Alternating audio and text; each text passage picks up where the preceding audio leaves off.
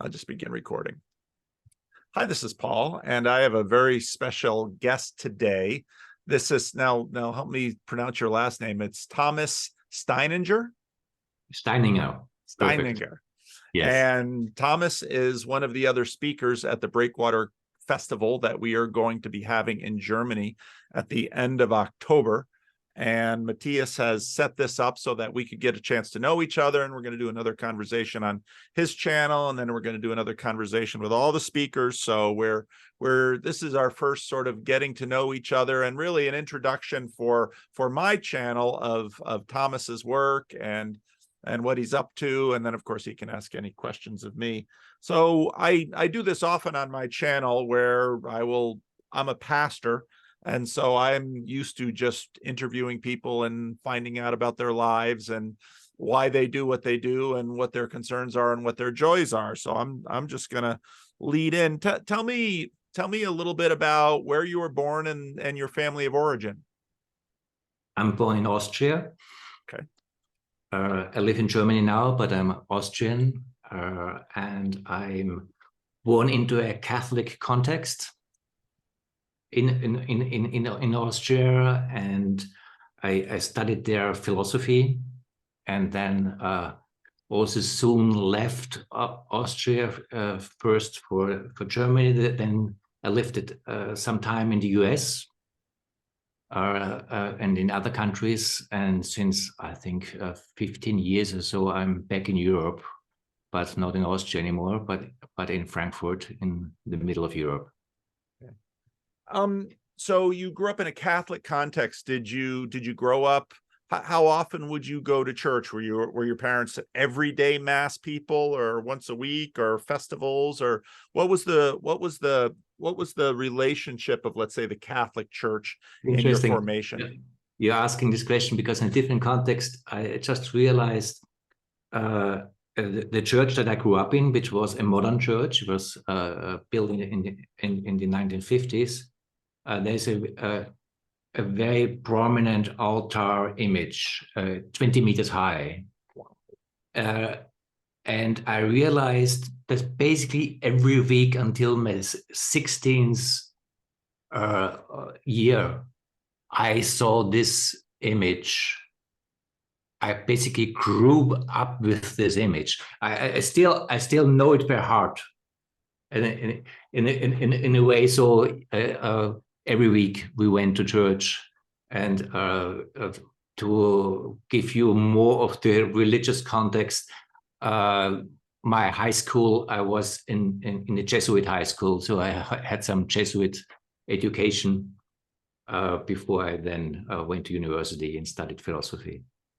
And what were your thoughts as a child about the religious participation of your family? Was it just something assumed in your life? What impact did it have on you? I mean, two things. It just was what life is, period. Sunday you have breakfast, your father is still at home. In fact, on Sunday, the father makes the breakfast, which is unusual. We have classical music on Sunday, and then you go to church. Okay. And on the other hand, that's maybe also not worthy. I appreciate going to church. There was something. Still, when I think about it, I felt uplifted by something. Let's put it that way. It was not again, I have to go to church thing. I mean, it also was that. But the memory, particularly when you look back, there was something that I still appreciate. That it was part of my life. Okay.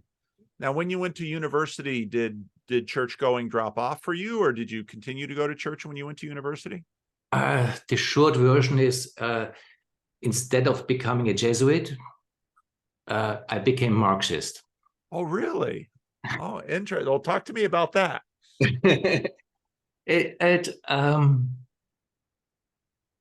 I mean, it's in some way very simple. This social justice theme got me and was very important to me. In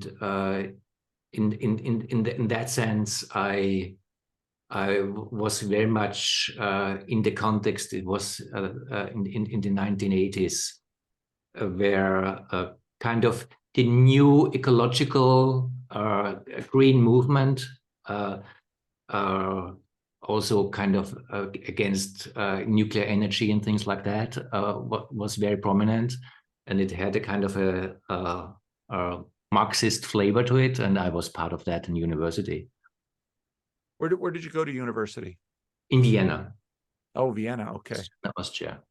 But then, and that's maybe also interesting for you then, my thesis in philosophy is quite funny, because in fact the motive of it, because in some way I was fed up with this leftist context, and to put it in simple words, with the power games in them. And I did a lot of psychotherapy, and something opened up to me, which again was something that I would now call spiritual experiences. And my thesis that I called, if you translate English, something like self-reliance and the development of society, was a critique of alienation, of the Marxist understanding of alienation. And I used something which I'm still proud of, because I think it's true. It's the first academic work, I think, in German-speaking countries that use Ken Wilber, and with a very odd combination also Martin Heidegger, to kind of ask the question, what is alienation about, in a deeper way. So I used very much the Heideggerian sense of being in that sense, and that brought me to different directions, and I left this kind of university Marxist time behind. Interesting. That's very interesting. So you absorbed the Marxism stuff, but then you began to even deconstruct the Marxism stuff and said they've got this concept of alienation that's just sort of an assumed thing. Well, what's really going on there? And so you use some Ken Wilber and some Heidegger, and what did you discover? What were some of your thoughts? I mean, the very simple thing, and that's the where the spiritual life catches up again, that alienation is deeper than economic alienation, that is soul alienation, that there's something going on there. Also Ziggy Jung's work and his understanding of the subconscious, in difference to the Freudian understanding of the subconscious, was important for me, and that there's something going on that you have to use spiritual terms to understand what's going on here. Let's put it this way. Very interesting. Jordan Peterson will often talk about when he would work with patients that he discovered that for many people, he had to use religious language at a certain point. Otherwise, there wouldn't be the kind of transformation that his patients were looking for. That there's something about that register of language that is very deep, even though in a secularized society, we have tended to say, well, that's sort of a hobby, or it's something peripheral. And I hear something, I don't know if that's fair or not, but I hear something of that in what you just said to me. Yeah. Very much so, and in fact, this is something that also became important to me, and the way I sometimes talk about, and that is similar to what you're just talking about, Peterson, is that in fact every single one of us has a relationship to the sacred. Even if I hate the sacred, I know what I'm talking about. There's an existential knowing. There's no, I have no, everyone, when whatever you understand with the sacred, there's something where you have the existential relationship where the word sacred is appropriate. And it's different than having reverence or finding it meaningful. It's a different level of that. And that's a different language that uses this term that in itself, of course, is a spiritual terminology. Interesting. So after you wrote this thesis, what did you do after university? A couple of things. I worked for the Austrian radio. Oh. I did, in fact, a radio programs about spirituality and religion. But for some time, I was also at that time in Russia because I spoke Russia and learned about the new spiritual life in that time, Yeltsin, Russia. And at the same time, I did an education as a psychotherapist. So I worked then also beside the radio as a psychotherapist. And then I went to a spiritual community, in fact, in Marin County in California, which is a spiritual community that became important to me, although everything fell apart out of usual reasons how spiritual communities fell apart, power games and things like that. But we did something there. We did a lot of spiritual practice, a lot of meditation, and a lot of, let's say, conversations. And we had a focus that what's happening between people is as important than what's happening in my own experience. And this set a foundation of my later work, that even after all this also fell apart, what I'm doing and what we are doing here in Frankfurt is a form of dialogue work that we call emergent interbeing and emergent dialogue, where we very much focus on the dialogical opening when people are talking with each other. Let's put it that way. That's an easy way to start. Talk to me a little bit about this community in Marin County. How did you get involved with them? It was a spiritual teacher, and some people still know him. His name is Andrew Cohen. And I met him, and I was very impressed by him, also because he was very demanding, and I enjoyed this demanding quality. And there's a lot I still honor very much, but there's also a lot that went wrong. Let's put it that way. Okay. One of the spiritual communities are obviously very interesting to me because I'm a pastor. Yeah. And whereas really these communities have obviously popped up all throughout history. One could look at, let's say, Plato's school as a spiritual community, especially if I think John Vervaeke is correct, and many others who have looked at the work of Plato. We sort of segregated over into academic philosophy, but it was what we would probably consider something much more religious in its day. And so there have always been spiritual communities, but churches have, and for all of this sort of dismissal of organized religion, churches have been, not perfect, but often very stable spiritual communities for a great many people for a lot of time. And I've also had a lot of interesting conversations with people who have gotten into different spiritual communities, some of which they themselves would identify as a cult, others not.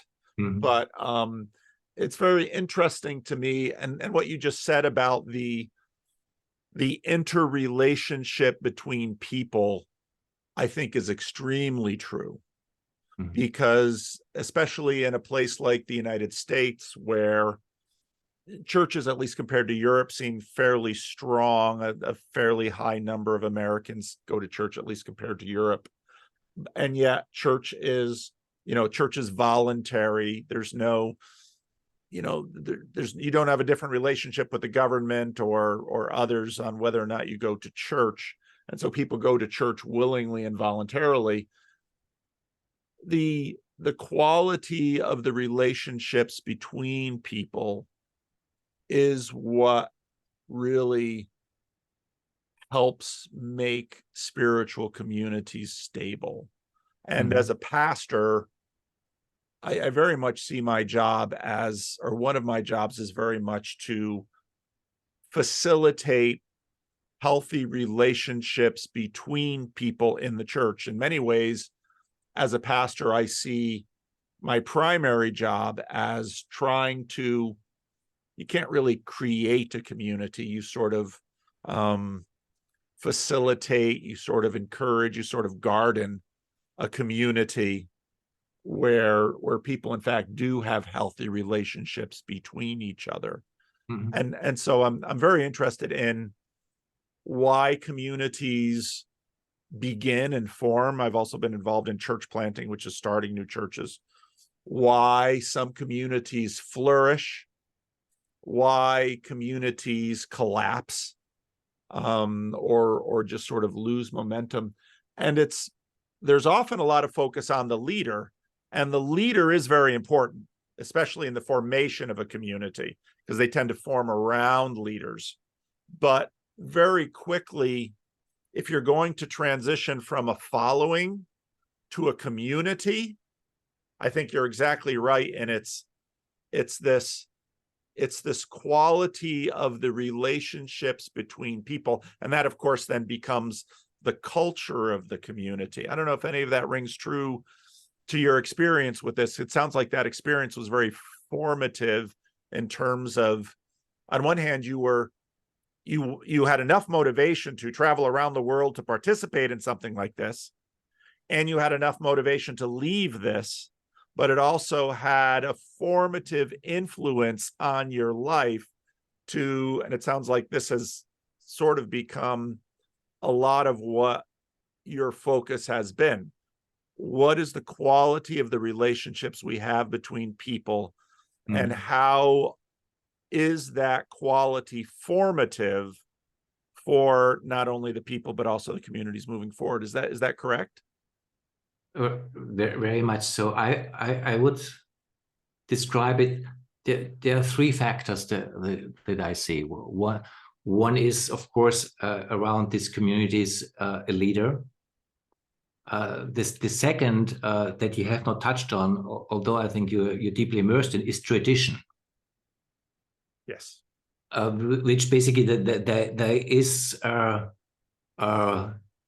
something that's also developed through time and over generations, and that has its own life form, and it's not just tapping into something. Particularly when you build a tradition, not every cult becomes a tradition, but when it successfully becomes a tradition. And the third is communion. And the way I understand it, all three elements, at least from my perspective, what is the attractor is the meeting in the sacred. That what makes a spiritual community is that I meet with you in something that I acknowledge also being sacred. Being in a tradition, being a religious or spiritual tradition is because somehow this tradition represents for me something that I feel is related to the sacred. And being with a charismatic leader, for example, is because he or she holds something that connects me. But the connector in all of three is the way I see it, the search for the sacred. I think that's right. I think that's right. So So you began working on this this dialogical work, this emergent dialogue. Tell me a little bit more about that. How did you come up with this? What have you learned from this? Has this sort of become the focus of your work? That is the focus of our work here, and the way to describe it, and that's something that connects me very much also with John Vervaeke. That's why I really feel John being a friend, and I feel very connected to his attempt, what he tries to do, and what he tries to do from dialectic to dialogos.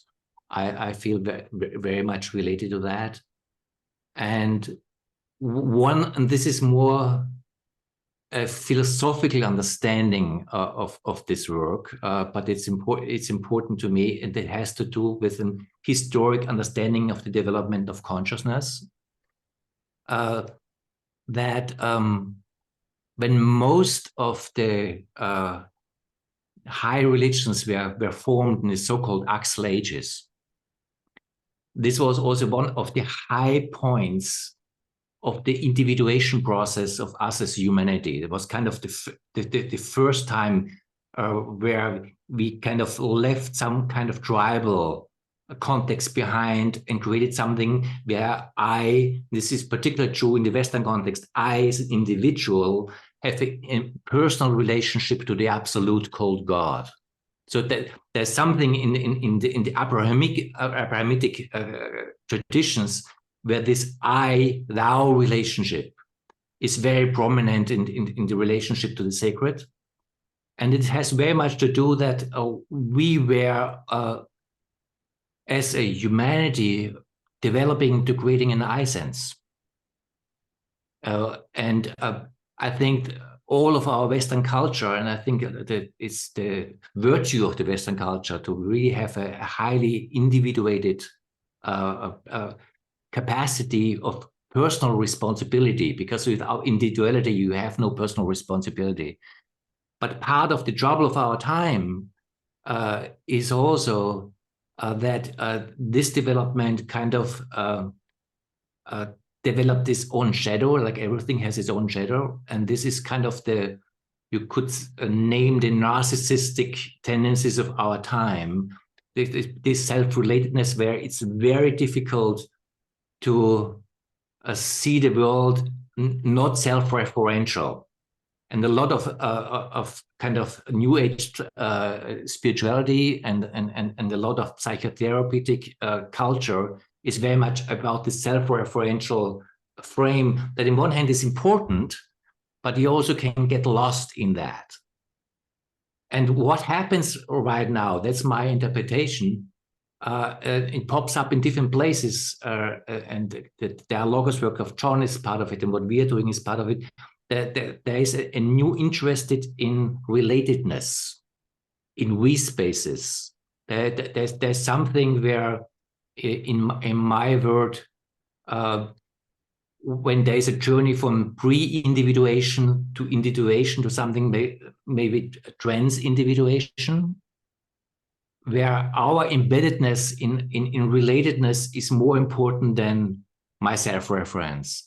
And to see that when we come together, we don't just meet in this personal sense, we also meet in something that is beyond that is universal, is a deep experience that is a deep spiritual experience, but I think it's also culturally important because it liberates us from this self-reference that our narcissistic culture is so much embedded in. Very interesting. It's very interesting, this evolutionary process that you're seeing here. And I think part of what we're seeing as we're continuing to watch, let's say, the recession of modernity, in which individualism sort of reached its peak. I mean, there's a strong relationships between modernity and individualism, and I think with John Vervaeke and his identification of the meaning crisis, it's clear that a lot of the symptomology of the meaning crisis has to do with this shadow side of individualism, that people find themselves, all the way back to your thesis on Marx, your deconstruction of Marx, people find themselves alienated, not necessarily alienated from the means of production or alienated from these economic aspects, but alienated from others, alienated. I mean, studies today show that in the developed world, especially in places like the United States, people are now living, there are more and more single person households than ever before. Divorce rates continue to be high. Marriage rates are lower and lower. And all of this leads us to suspect that something like an epidemic of narcissism is disabling people to have a capacity for community, basically. I mean, there's a complaint in the culture that, oh, people need community. Fair, they do. There's a realization for that. But I think there's less of a realization that we have a capacity for community that needs to be developed in us. And probably the only way to develop that is within the practice of community and the maintenance of community. In other words, thinking of our capacity for relationships as something analogous to, let's say, muscular strength, that it is something that needs to be built in time and it needs to be durable.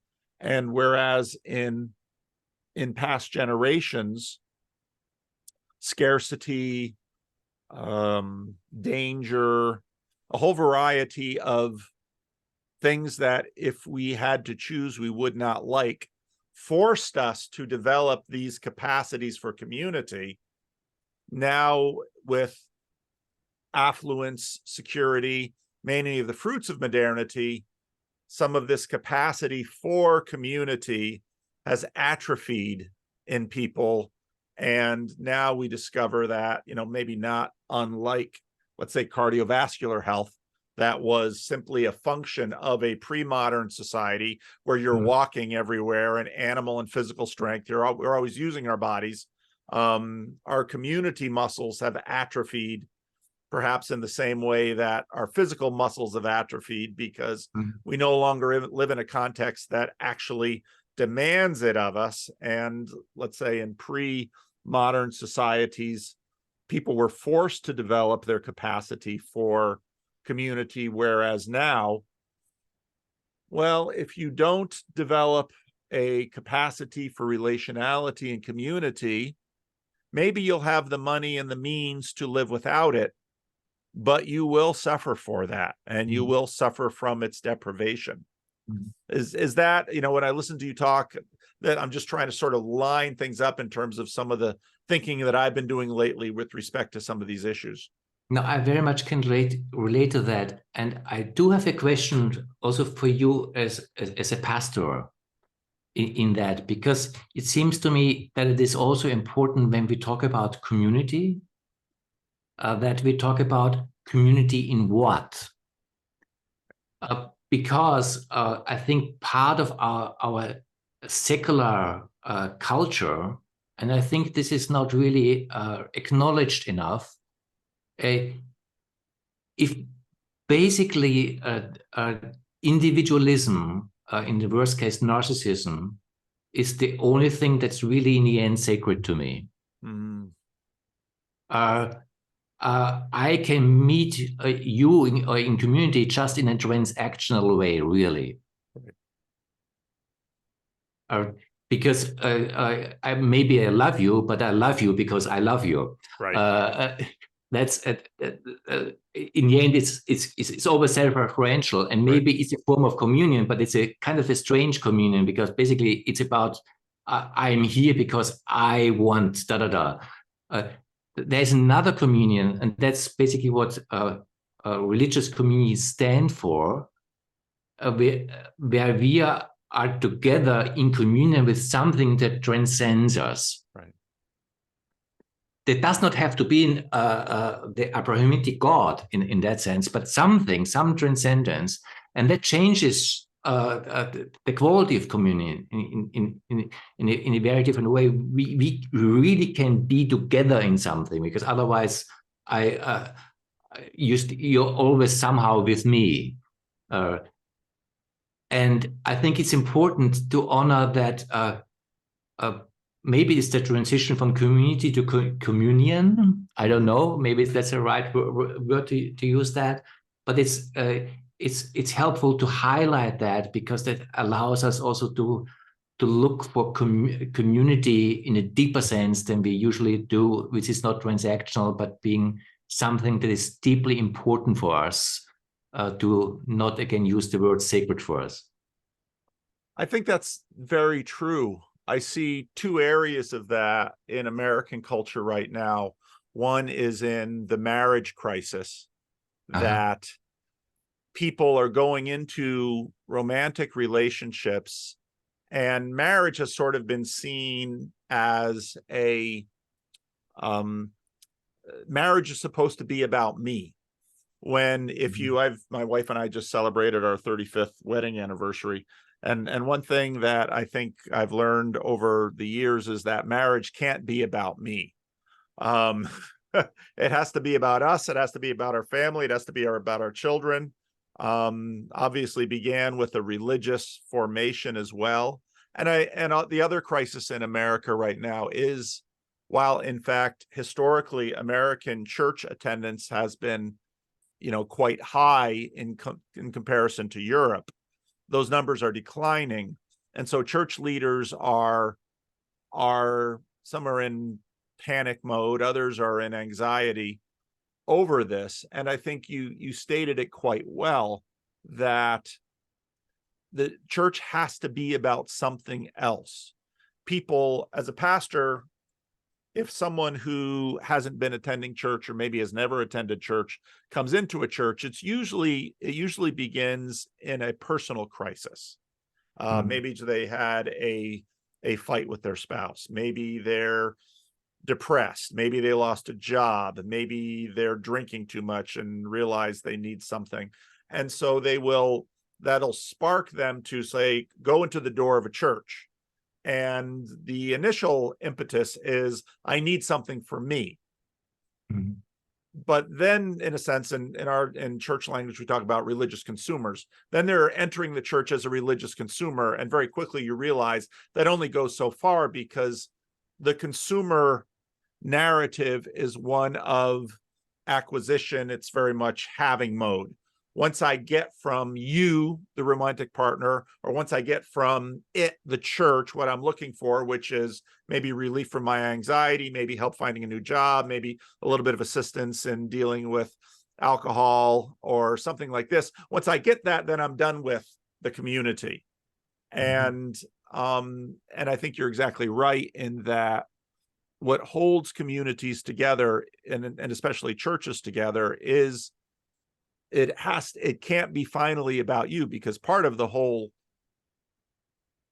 what we do as ministers is, yes, people come to us. Yes, they come to us as consumers, but part of what the church has to help people do is, and we have all this language in church from this, is turn them from a seeker into a servant. And they have to go from a seeker into a servant of servants of others, servants of God, not just servants of their needs or their appetites or their desires or their ambitions. So no, I think what you say is very, very right. And I think you're right in that it obviously scales far beyond just religious institutions. It has to do with nationalism and citizenship. It has to do with, I mean, people form clubs around all sorts of things other than themselves. And it might be a sense of service to others. It might be a sense of pursuit of a high ideal. And it can be ideals around whole ranges of things. They don't necessarily have to be metaphysical or spiritual or religious, but that transition has to happen away from a narcissistic consumer self-centeredness into an other focus. And I think, just generally speaking, for people, that is very much part of what happens with a religious transformation or a conversion. C.S. Lewis made the comment that humility is not thinking less of yourself, let's say in terms of your status, but just being less mindful of yourself. In other words, now I can live, when I live for others in a community, I'm no longer self-conscious, I'm no longer self-possessed or obsessed or even a captive to the appetites, ambitions, or anxieties of myself. And did any of that sort of connect? That's what I heard you talking about, trying to put it in my own words. Yes, and I would like to make a differentiation. I'm curious what you think, because you can serve in this way, let's say in an ethnic community or in a national community. And that can be a good thing if it doesn't turn into nationalism. It can be, let's say, if you make differentiation between patriotism and nationalism, it can be a good thing. But there's something about spiritual or religious communities that, at least ideally, because quite often they are also kind of identity-based, kind of my tradition, my thing, like my nation or my family. But ideally, the way I understand it, in all this attempt to live the sacred in the different wisdom traditions of the world, it is to develop a serving relationship to the good, the true, and the beautiful. In which way you call it, and you can personify and call it God, but it's not a fixed thing. It's not kind of I'm Catholic and I stand with my Catholic beliefs and or I'm German, Austrian, and I serve this. Because it needs an ongoing openness to find out together, the good, the true, and beautiful. Yeah, what does this mean right now? In which situation, with whom am I right now? How does it? So basically, use the religious terminology. How does God show up? And that's different than any kind of other community that I mean, you don't have to be explicitly spiritual. Like some communities that are just very friendship, but in nature they're spiritual. In they're spiritual because of that. But I think it's helpful to make that point, because it shows the value of religious community that I think is important in our society, because we are so radically are also missing it. I think that's right. Because we are incarnate beings, I mean, the good, the true, and the beautiful are, I think these transcendental values, we recognize them and we seek them in all sorts of instantiations. Even let's say, nationalism can be an idolatry. If the nation itself becomes the greatest good, then it becomes an idol, because what is good about the nation should be the good, the true, and the beautiful, which is worth serving, and the nation is always sort of a proxy for, at least in religious terms, the image bearers that are around me. And, of course, in Jesus' terms, the greatest among you is the servant of all. So, no, I think that's right. A serving relationship to the good, the true, and the beautiful. But the good, the true, and the beautiful we're always going to meet them we're always going to meet them in actuality. We don't meet the good as such, the true as such, and the beautiful as such. We always meet them instantiated, and for that reason, there's a breadth to all of this. Yeah. That I think religious communities attempt to, in some ways, the whole point of a religious community is to get as close to the thing itself as possible. But of course, we are temporal, material, physical beings in time and space. And so we always have to we always move towards, the thing itself, the sacred itself, via all of these other instantiations. I mean, that's the only way we can, because of the mode of being that we're in.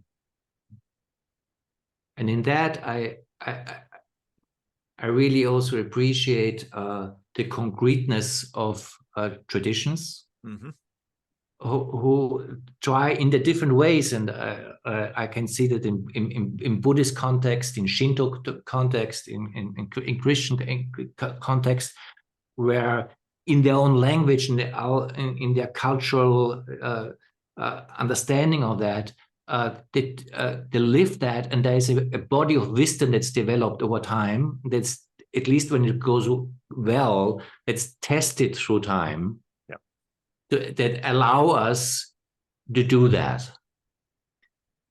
And that's, I think, the power of tradition, and that's, I think, why we still and always will need tradition. But there is, of course, a challenge in tradition, and the challenge that I have in mind right now is how to live this in an open society, where, to use a Catholic image, there is no Pope to tell you what the true, beautiful and the good is. So we have to find it in openness, honoring our differences, but not doing what usually secular society does, basically denying that there is something sacred that connects us. That's an interesting bind of our time, where we are developing a world society. How can we do this as an open society, honoring all the different attempts to live the sacred, honoring our differences, and finding a mutual ground of understanding how we can do this together? Yeah. No, I think that's right. And I think that's well said. All of these traditions, of course, emerged. We can't fail to recognize how, in many ways, and this isn't just contemporary, but over the last, how technology very quickly stressed, let's say, individually isolated communities that had traditions that developed the sacred. And once, early empires did this, bringing nations together, and then empires sort of found ways to try to cohere. But since the Columbian Exchange, which has sort of globalization has continued to accelerate, now we have all of these traditions living next to one another. And whereas on one hand, you can say there is no Pope, well, there still is a Pope. And both of those things are true. And I just, for example, read a Catholic friend of mine had sent me a piece written from the perspective of some traditional Catholics. Right now, part of the big war going on in Catholicism is sort of the Catholic traditionalists versus, let's say, the Catholic progressives.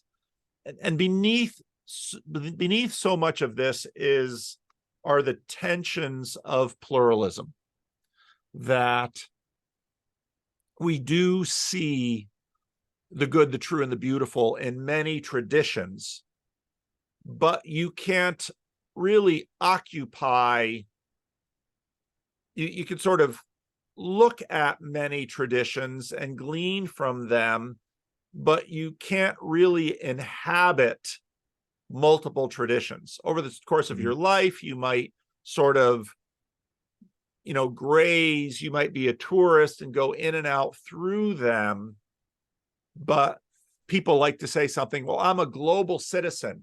And it's like, yeah, but you probably only had one language of formation, and you probably only had one culture of formation. And there might have been transformations within your life that sort of moved you into different spaces. I spent, 7 years of my life as a foreign missionary. And so speaking mostly Spanish, actually working with Haitians who are speaking yet another language. And, as a young man in my 20s, I began to experience what it's like to sort of take on a new persona, take on a new name, inhabit a new culture. That was quite a bit different from my own. But there's always a sense of, I never was a Haitian. I never was a Dominican. I always was an American, but just not just an American, a Dutch Calvinist American from a particular subculture, and all of these. And so the challenge, this challenge that we have been living with for centuries now of tradition, which is, well, we always must have tradition, and traditions very much bring time-tested, battle-tested truths into our lives that if their value is going to be maintained, the tradition needs to be maintained. But traditions always continue to be tested by other traditions, by technological disruption, by the normal stresses of human need and society and conflict that come to us. So no, I think you're very right. And one of the things, I first visited Europe for the first time last summer.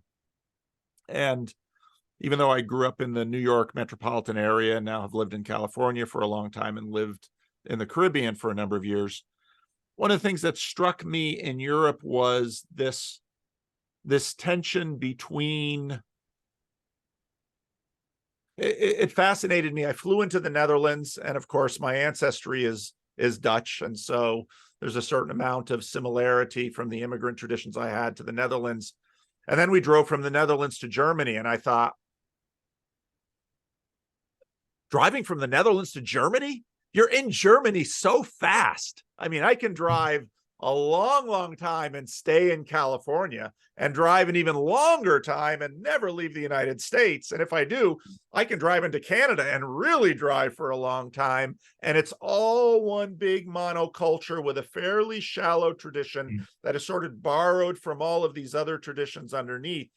And in Europe, my goodness, you both have traditions which are very deep, very well formed, and also all right next to each other, and segmented by, I was amazed when we went over from the Netherlands to Germany. I was with a Dutch national and someone else who grew up in the Netherlands. And I thought, boy, when we go to Germany, I'm with these guys, and these Dutchmen, their German isn't that good, And I was just amazed how local all of this is. And I wonder to what degree this particular history of such a relatively small land area like Western Europe, and of course, I mean, German, Austria, Germany, what to now is, I mean, the whole history of the formation of Germany, a relatively new country. I just found it fascinating where these tensions that you spoke of, I can really see how they very much become salient, because there is a sense of crisis in this. To what degree are you a European, or are you Austrian, or are you German, whatever that means, especially with, the dramatic history that that whole landmass has had over the last 150 years. I don't know.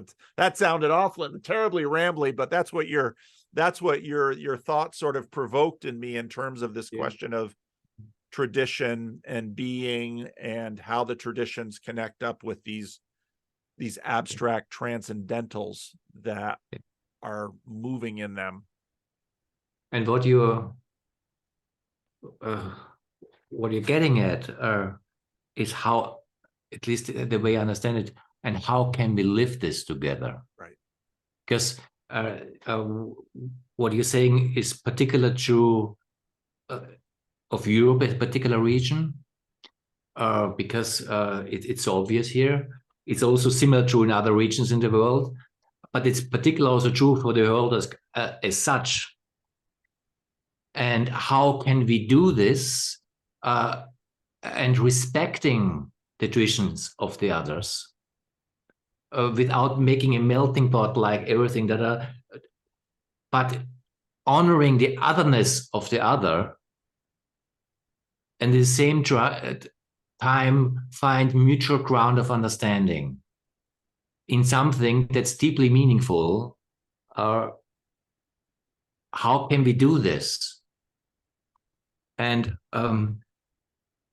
one reason why I bring this up, because this is one thing that we also try to respond to in what we're doing with our practice, which we call emergent interbeing. And interbeing is a term that are used by others. I don't know if you know the Vietnamese Buddhist teacher Thich Nhat Hanh, who just recently died. He's one of the most famous Buddhist teachers worldwide. He was Vietnamese, but lived in France. He coined this term. We use it not from his tradition, but I'm very inspired the way he did. He did also something other, which I find very telling and relevant for this context. He was speaking about the next Sangha, which is a Buddhist term for community. That the next Buddha is a Sangha. Oh, interesting. He really made the point the next Buddha is a Sangha. It's not a Buddha, it's a Sangha. And not directly being connected to his work, but also inspired by that, I see there are two forms of we spaces that we're living in. And one is very much identity-based, family, tradition, me, where it's basically the we spaces, we Austrians, we Germans, we Westerners, something.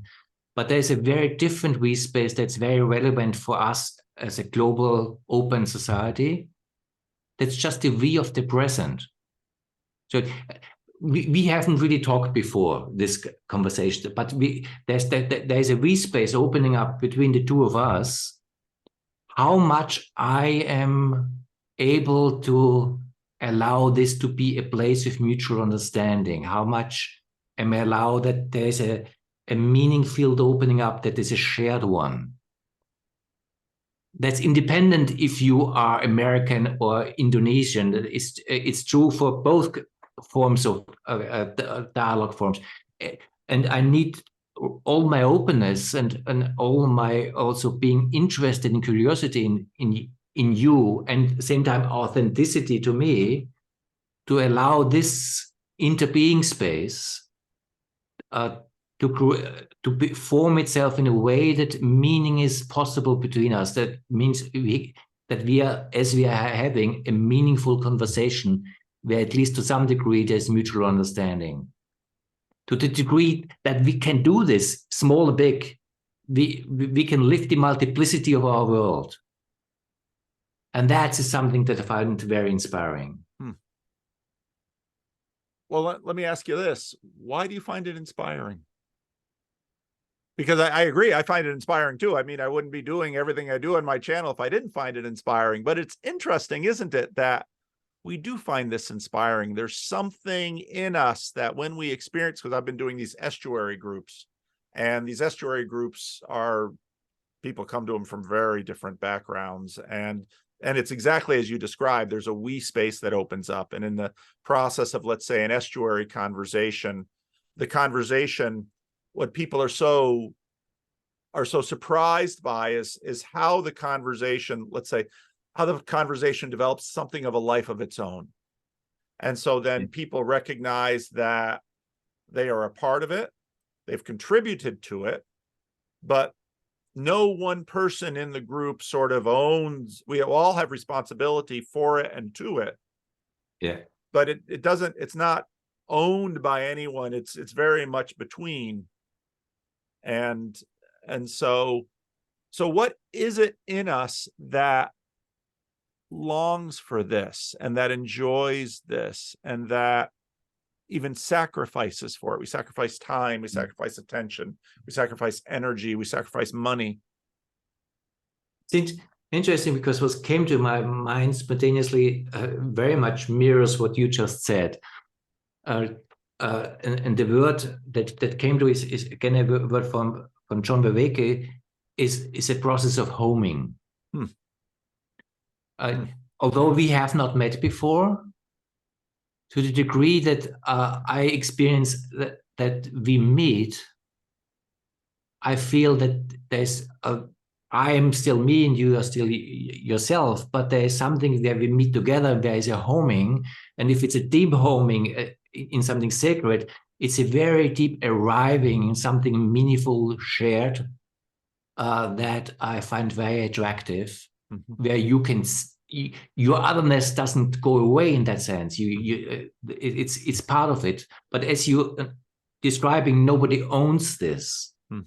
It's held by itself through a finding of this field of understanding, this interbeing field in my language, where we arrive together in, and that's very attractive.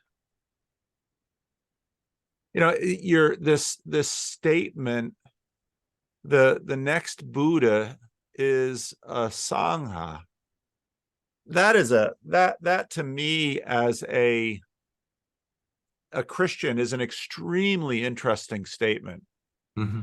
Because of course, you know, I think a reading of Paul in the Synoptic Gospels in Matthew, Mark, and Luke, Jesus announces the kingdom of God or the kingdom of heaven is near. And so that's the term that's generally used there.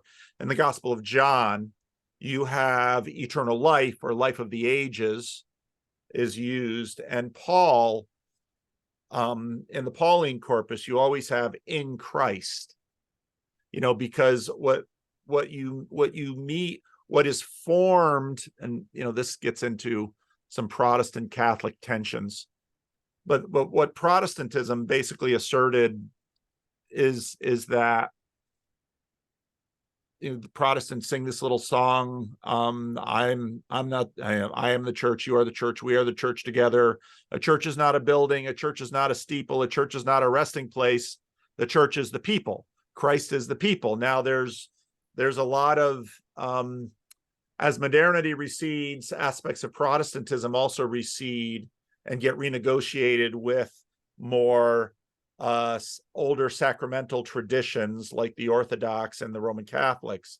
But this, you know, in Christianity, obviously, where Jesus says, where 2 or 3 are gathered, I am there. And so, you know, in my tradition, there's been a long tradition of, it's that Christ is present in the community. Now, we also, with the Catholics and the Orthodox, Christ is present in the sacrament, in the body and the blood of Christ in the Eucharist. But Christ is also present in the community, and the community is the body of Christ. And the other language that we've been sort of pursuing with Jonathan Pageau and John Vervaeke is also that, you know, sort of a reacquiring of the language of spirit, but hopefully not sort of in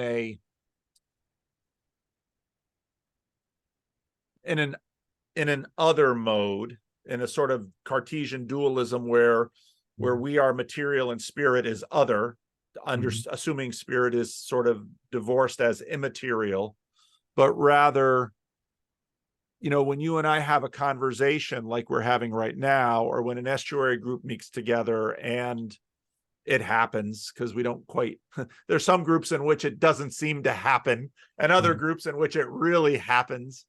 that sort of, there's a spirit that develops, and it is in fact emergent, in that it seems to be coming from the practice and the community and what the people are doing, but it's also from above. And of course, all the New Testament language has all of that stuff too, where it's not, when two or three are gathered and it happens, it both comes from below, but also descends from above. And you see that, for example, in Acts chapter 2 of the day of Pentecost, where they are all gathering and they're praying, and then there's the sound of a rushing wind, and there are tongues of fire, and it's sort of a recapitulation, let's say, of Christ's baptism, when the Spirit descends and a voice comes down as Jesus comes up out of the water. And I mean, it's all of this stuff sort of happening, and where suddenly we recognize that, for lack of better language, the sacred is in the room.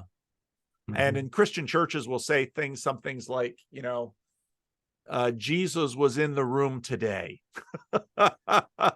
Whereas on one hand, on one level, we say at every worship service, Christ is here, Christ is present. But there are some moments when Jesus really showed up today. And it's interesting how, these dynamics work. It's interesting because when you were talking, when you also made a differentiation of emanation and emergence, I very much agree that there's something coming together that allows this emergence process. And then was exactly the image as you were talking. The sacred is coming down to basically to create the wholeness of this moment, because the sacredness of the moment is completely dependent on the moment. In different situations, it implies different things. It means the coming together in the sacred, that creates this emanation, and it's both directions at the same time. When you feel the sacred is in the room, or to use the Christian language, Christ is in the room, which basically is saying the same thing. And it's very interesting that it's very easy for people to relate to that. It's much more difficult to kind of find a rationale around it, what this really means. But when something like this happens in the space, and the way you're describing it in your meetings, this seems to be the case often. It's also very interesting that people who had no connection to this otherwise very strongly can express the reality of this. And that sometimes using different words in different contextualizations, but when you talk, it's very obvious that you're talking about the same or the similar thing. And it's just very astounding how we obviously have this shared realization of something that, where does this exist, in this subtle reality? But it's not only that it's there, it's also important. It's very meaning giving in that, and that, to put a little in a trivial way, that makes a good conversation a good conversation. Yeah. So this started for me when I started making videos about Jordan Peterson, and part of the reason I started making videos about Jordan Peterson was I noticed that in comment sections on Reddit, there were people who something was coming alive in people that according to their own testimonies hadn't been happening before. And I knew that, okay, you can watch Jordan Peterson on YouTube and get excited because stuff is happening, but when the video is over and when the YouTube shuts down, and if you're still all alone in your house, then we're back to the shadow of individualism.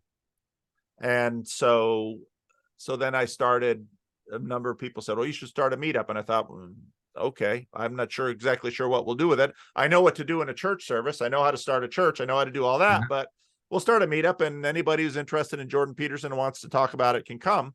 And so they did. And so we sort of chewed on that for a few years.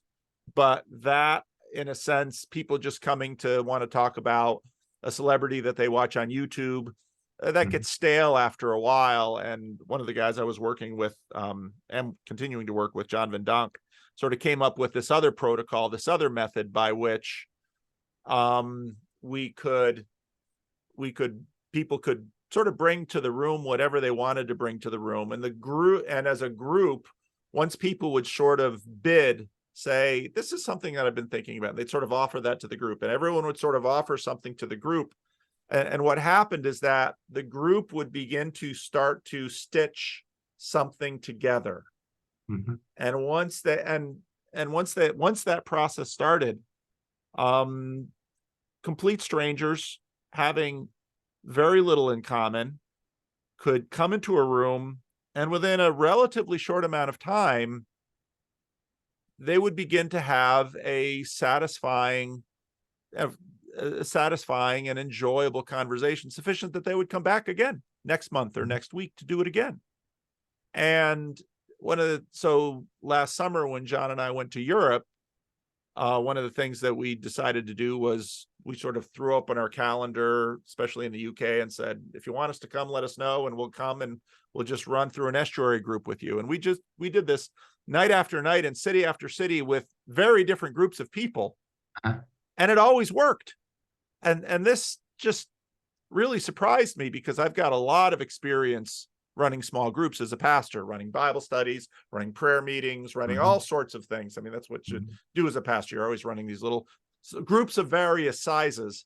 And I was just really amazed at on one hand, the desire for this that's out there in the world, that I think individualism and isolation has left people hungry for connection.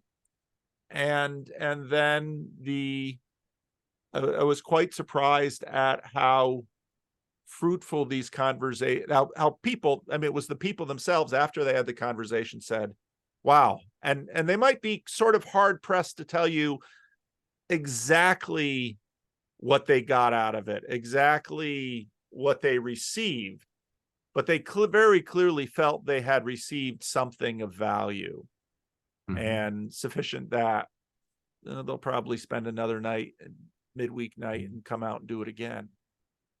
So if I may ask you, because you said as a pastor you used to do all kind of groupings. Yes. In that, and the way I understand you, in this group form, something different happened than you usually experience. And you also made the point, sometimes it happens, sometimes it doesn't happen.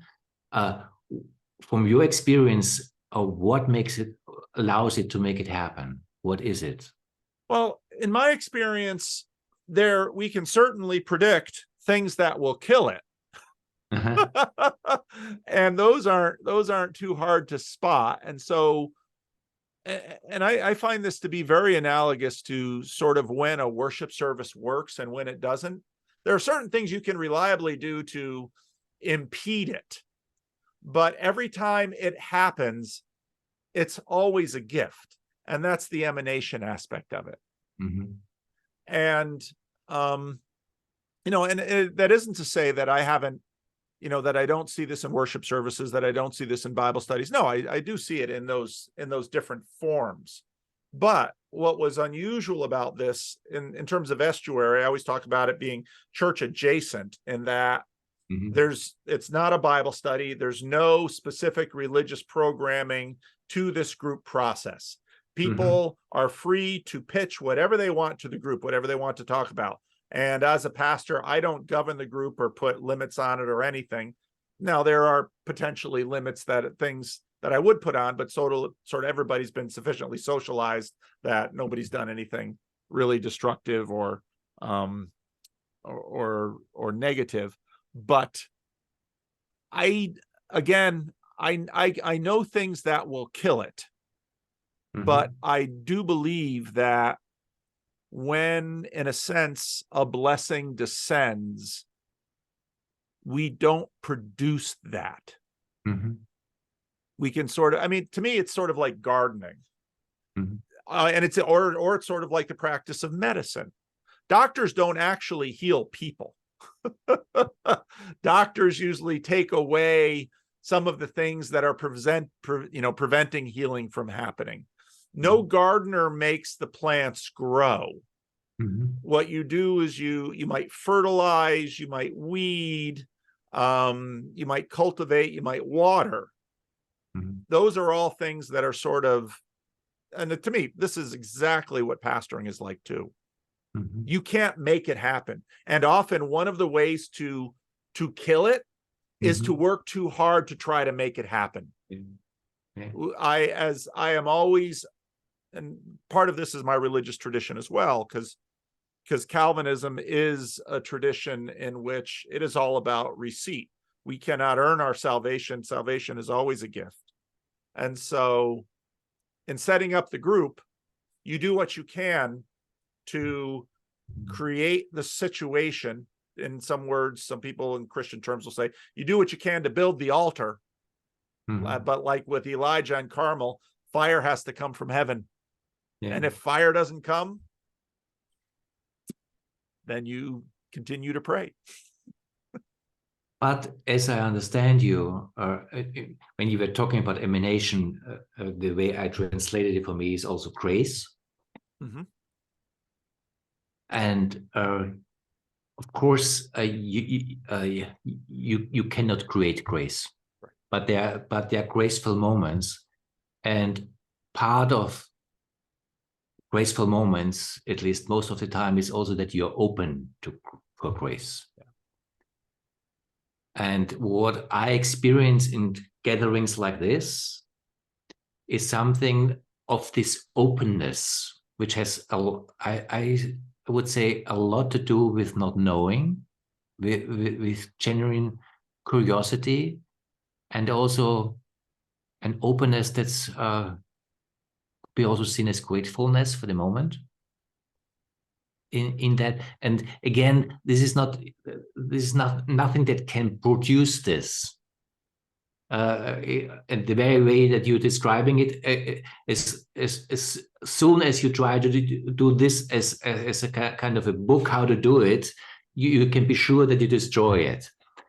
But there is something where our innocence is needed to come together in this way. And I also hear you, and I really find this remarkable, that this happens in not explicitly religious contexts, where now we are going to mass or something like that. And where people, you said this sooner, people who usually don't use a religious language are likely to use it all of a sudden because it feels applicable. And I think I know some of the Christians are going to listen to this, and some things that I always make some Christians nervous in certain ways, even though I myself, I'm an Orthodox Christian in that I believe in the resurrection of Jesus. I say the Apostles' Creed without any hesitation at all. But I see these dynamics true all throughout the world, all throughout the various aspects of life. Look at, let's say again, what it takes to make a good marriage. Now, there are certainly things that you can do to strengthen your marriage. There are things you can do to kill your marriage. And you'll probably do both in your lifetime, but in any given marriage, if it's long enough. But to the degree that, let's say, a really good marriage happens, there's always the sense of gift, of grace, as you say. And that's true of marriage of religious persons, and that's true of marriage of persons who never go to church or never think or do anything that they would identify as religious. And that's true of so many aspects of life, that this dynamic of, well, you can kill it. I mean, that's sort of Evil is available to you if that's what you'd like to wield. Or you can sort of set the stage for having the best, the best circumstance. But whenever grace happens, it's always a gift. And that's, I think learning that as human beings is sort of basic wisdom for human beings, that you can't really make it happen when it is that je ne sais quoi, that thing that, and that's, of course, that's very connected to when we're using sacred as sort of an abstraction. That moment of Charles Taylor in The Secular Age calls it fullness. But in terms of the doctrine of common grace and Dutch Calvinism, people are graced throughout the world. C.S. Lewis makes this point, often, that people are graced with the birth of a child, with a happy marriage, with a joyful job prospect, with, God scatters his goodness broadcast throughout the world, and because that's a token of his generosity rather than our sufficiency. Yeah. And again, to use this for the challenge of the open society, that is very important for me.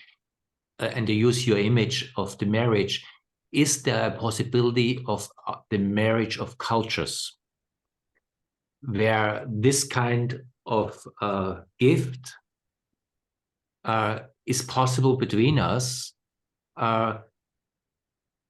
in recognition also of our differences? Because I really appreciate you standing in your Calvinist tradition, and to be honest, I partly also envy you, because I see the strength of that, and the strength that I don't have in that sense, because I am more in a fragile, rather independent. There's an advantage to this too, but I can see the strength of tradition. Let's put it that way. But I also see the necessity how Christians and devout Muslims can meet in their respective understanding of the sacred, not losing themselves, but finding each other at the same time. And for that, we need a language that also goes beyond the traditions, so that that the tradition can also talk beyond themselves. That's part of also how I understand John Marecki's work, and why I appreciate it. So that because he connects, that's not in competition to the traditional language. I think that needs to be developed and sent, but we need something where the multiplicity can meet. Yes, and again, this is where I see this as this is a function of pluralism. This is a function of globalization that we have been in the process of for a very long time. And I think in that sense, the liminal spaces between cultures have always been with us. And humans have always had to work these in-between spaces between cultures and traditions and religions and groups. Now we are sort of awash in them for a whole variety of historic and technological reasons. And as you say, to do so with respect, but also to do so, I mean, I sometimes get the sense from people that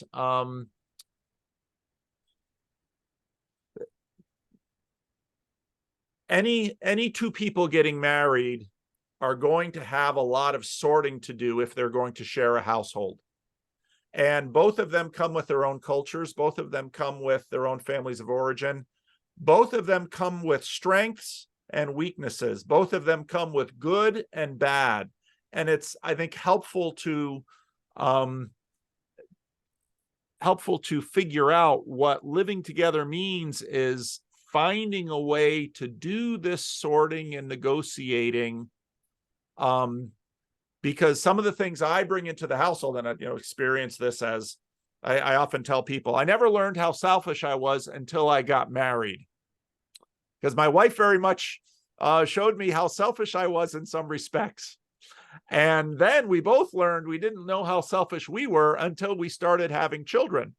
Because, that 1 month old baby, or that newborn baby that you bring home from the hospital, you can sit here and tell that baby, well, the doctor says I should have 8 hours of sleep.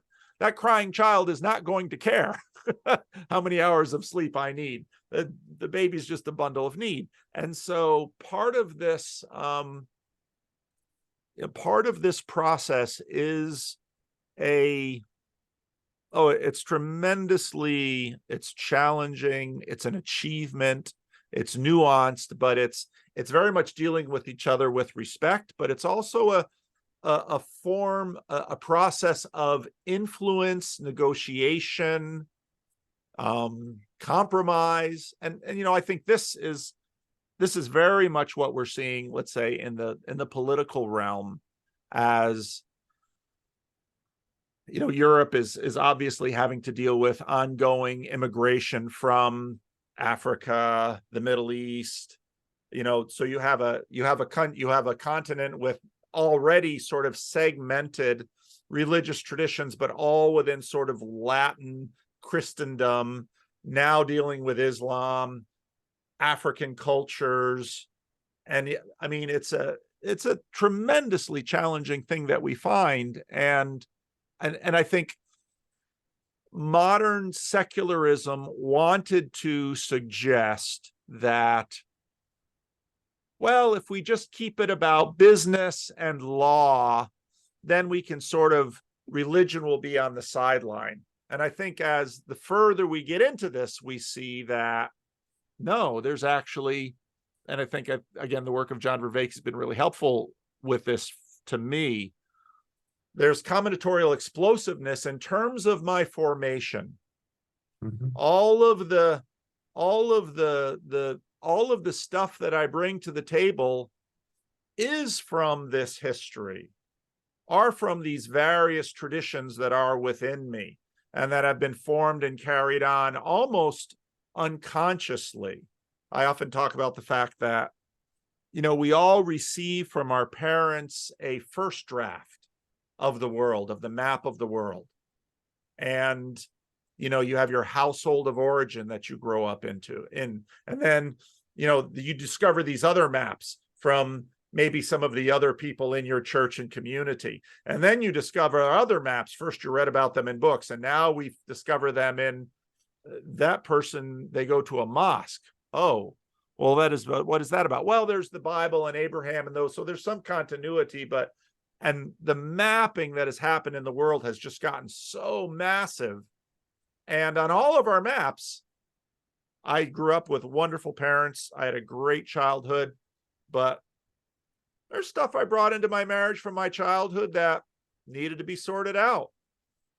My ego was attached to some of these things. I had to work that through. And these things all scale. And so I think part of what, especially with estuary, that I look for, people often have questions. Well, why as a minister would you do this? Is this an evangelism program? And I'll say, well, not really. If you understand evangelism as, well, here I'm going to try to convince you of all these propositions. I don't do any of that in an estuary group. But I think deeply as a Christian, I think actually the Jesus' biggest evangelistic mandate is not at the end of Matthew, what is sometimes called the Great Commission, go and make disciples. I think it's actually at the beginning of the book of Acts, when Jesus says, you go to these places and you will be my witness. And witness just puts you in a different posture from disciple making.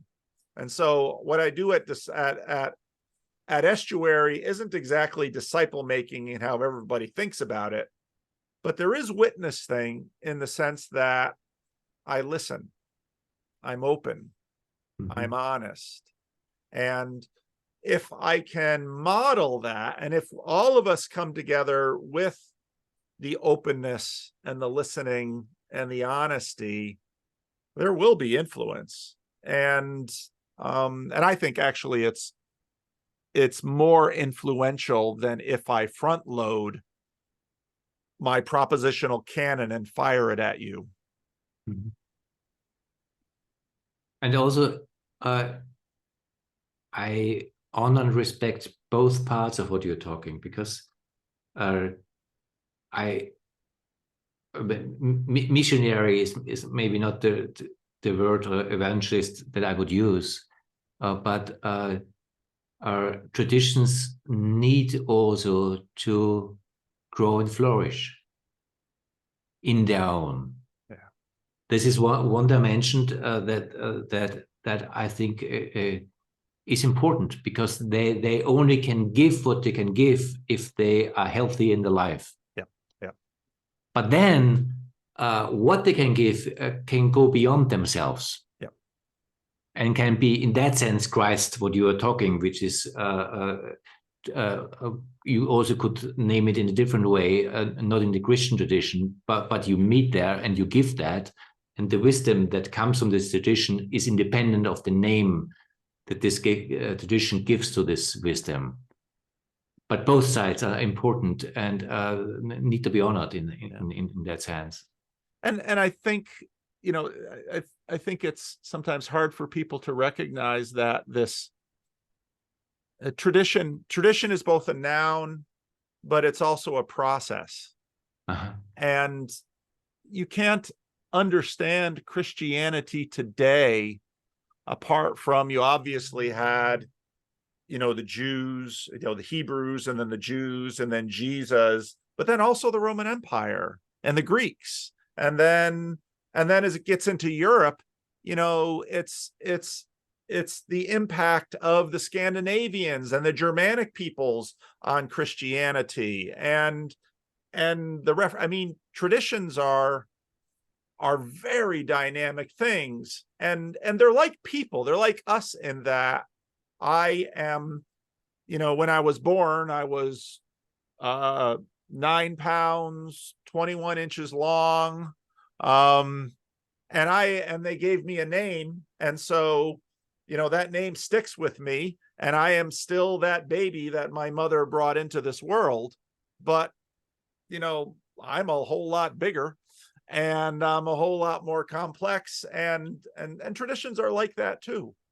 They need to, it's a rather remarkable thing to think about, because on one hand, they need narrative cohesion, they need a narrative thread, they need identity, but they also need to be living. And so they take in and they borrow and they adapt and they adopt and they influence. And so and I think what we do in these conversations is in fact the work of tradition, because I will, to a degree, because of my place within my tradition and within my church and denomination, the work that I do outside of it on the internet and in estuary comes into the Christian Reformed Church and the denomination.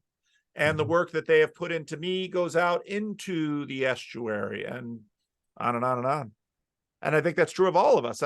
I would imagine that, before we started recording, we mentioned the fact that the church, the church bells, you hear them in your town, and that formation, you mentioned too, that this massive altar that, years of your life and very important years of your mappings, that massive altar imprinted something on you. And whereas now you might not be a Catholic in the way that you were as a child, some of that Catholicism will never leave you till your dying day. Yeah. No, I'm very conscious of that. Whatever I am, it stands on the ground of my Catholic upbringing. Yeah. Even if I would be now a Buddhist or something, I wouldn't be a Buddhist. I would be a Catholic Buddhist. And it has to be honored. Otherwise, I don't honor myself. Yeah. And interesting what you're describing, because what came to my mind is that maybe part of a new tradition that we are forming right now, that also has to do with technology, that we can have conversations like this, and this is networking this, is creating, in honoring all the traditions, an ecology of practices that creates a new form of mutuality. And we need to find out how this can work so that everyone can also stand on its ownness and grow it at the same time. But there's something happening in what you and John and others call this corner of the internet in particular, but not only there, where there's a new culture born in this.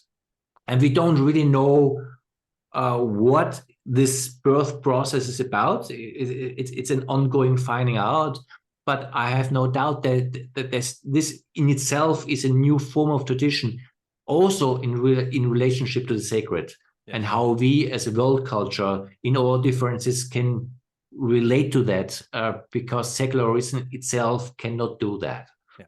Yeah.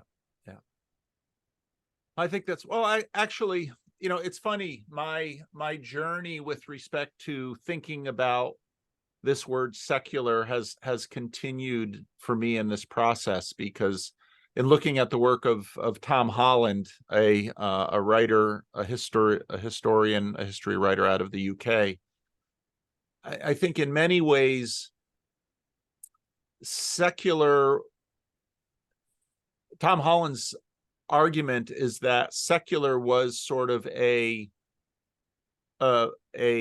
certain, you might argue, might be a reduction, but a certain form of, it very much grows out of Christianity, and it very much grows out of this colonialism and this globalism to try to create an ecology of practices that would help pluralism not devolve into open warfare. Secularism in some ways created a standard in the way that, the internet, HTTP, we no longer, our browsers are sophisticated, so we just type in www or amazon.com or something like this. But if you look at your browser, it always says HTTP, hyperlink transfer protocol, or maybe secure, put the S on the end, but that's a standard. And what the standard afforded was that, well, then nations could have domains, and it basically afforded connection over the internet. And I think what through colonization, through globalization, it's funny because on one hand, people hear colonization as a negative and globalization as a positive. Some hear globalization as a negative, but all of these terms are very connected, are interesting. But secularism in some ways tried to, and of course it had its good side and its downside, but basically tried to say, okay, so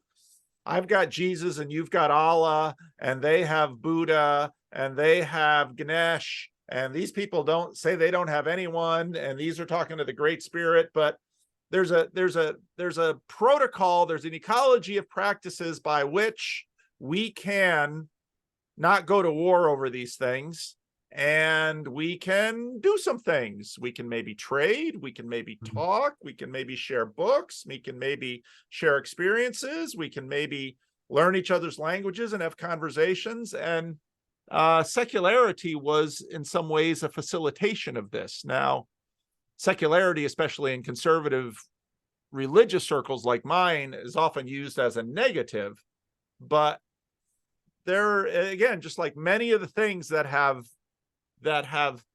worked strongly in our world, there's usually some of both in there. And so I think that the part that now with the recession of modernity, where we're going to see the recession of secularity, of the same standard protocol, we're both going to see where, oh yeah, Hagia Sophia was a museum, which was a very secular thing, and now it's going to be a mosque again. Oh, okay. So in one sense, it's going to be, well, it was a church, and then a mosque, and then a museum, and now a mosque. And so we're watching these permutations in world culture happen. Mm. And in some senses, to go into it as a mosque, well, that's one thing. To go into it as a museum, well, that's very modern, secular. So I think we're going to have these experiences all over the place as, you know, the global context continues to change and evolve. It's cool also the way you're contextualizing the secular as being also a mode to try to live the good, the true, and the beautiful together. Yeah. Because it's interesting also coming from Germany, the secular age is very much related to a German experience, which is the Peace of Westphalia, which was the 30 Years' War. Yes. Which reduced the German population by 30% out of the religious war. Basically, Germany was devastated after 30 years. And in the end, it was a stalemate where they said, we cannot solve this conflict, Catholic or Protestant.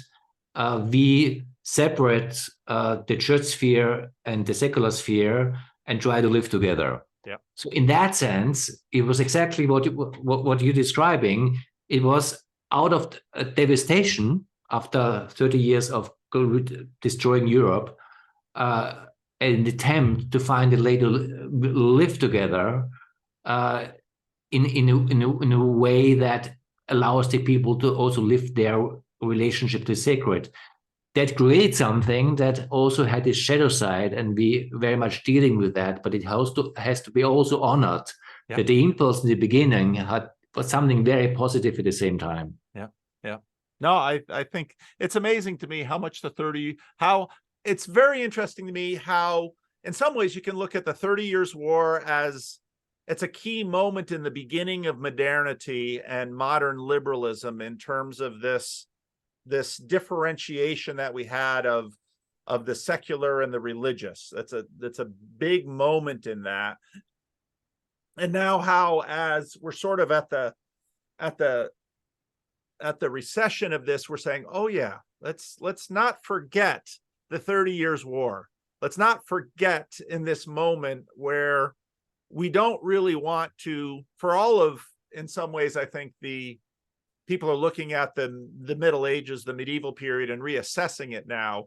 We also should remember that during the medieval period, that's also the period of the Crusades, where the fundamental difference was, let's say, between Christian and Islam. And whereas that's still a difference, and it's still a difference we will continue to talk about and we will continue to discuss. What we don't want to do is just have, you know, the same kinds of wars and never-ending wars. And of course, even though we've had wars over Islamism and a bunch of things recently. So in other words, the lessons of the 30 Years' War and some of the fruits of it still bear, we should continue to pay attention to them. So yeah. Anything, I have to land the plane on this because I have a puppy to raise, at least for a little while yet. Tell me a little bit about this magazine that you have and what exactly the program that you're doing now involves. The program is very much this emergent interbeing training that I shortly touched on. The magazine is a magazine that I run here since 15 years in this incarnation and before, where we bring our conversations of the culture of our times in a dialogue between science and spirituality in a way where we try to really create a dialogical approach that kind of has an imprint and culture that honors both sides at the same time. And that's, I mean, it's a quarterly magazine, so we always have a lot of time, although it doesn't seem so, to really create a constellation where we try to find an integration of the secular and the post-secular. All right. And the name of the magazine is Evolve. Evolve. And it's in German language magazine? It's in German only, but we're in the process of opening a website where all our articles will be also translated online in English. Oh, wow. Okay, good. Yeah, that's part of this. You know, I wish I could speak German with you. I just don't know any. We could probably maybe do it in Spanish, but I imagine that I know that my English is definitely better than my Spanish, and that's often true for many. English has become a language of international conversation, at least. No, but I really appreciate this conversation, and also these forms of meetings that you are creating, because I think that is what is needed right now. And I'm very much looking forward to meet you in person there and have this conversation in person. And I'm also very much looking in maybe a couple of weeks to have the conversation where I'm really interested to find out how you do this also with your background in your tradition, but also kind of this orientation that goes beyond your tradition in the way I understand your work. So I'm very much forward to kind of really hear more about this. All right. No, I'm looking forward to all of that too. And we will be, I should probably, in fairness to our those who are hosting the meeting, the links to register for the Breakwater Festival in Germany, they're beneath all of my videos. They have been for a couple of months. The meeting, actually, I will fly into Germany the last full week in October. It's that last weekend in October that we will have the festival, and there'll be some more videos coming up where Thomas and I will speak again, and then we'll bring in Andrea and Cassidy and Matthias, and so the conversation will grow. And I'm very much looking forward to this. So thank you very much. I'll just end the recording now, and then maybe we'll see if we can at least put a tentative date to do our next recording. Great. Thank you.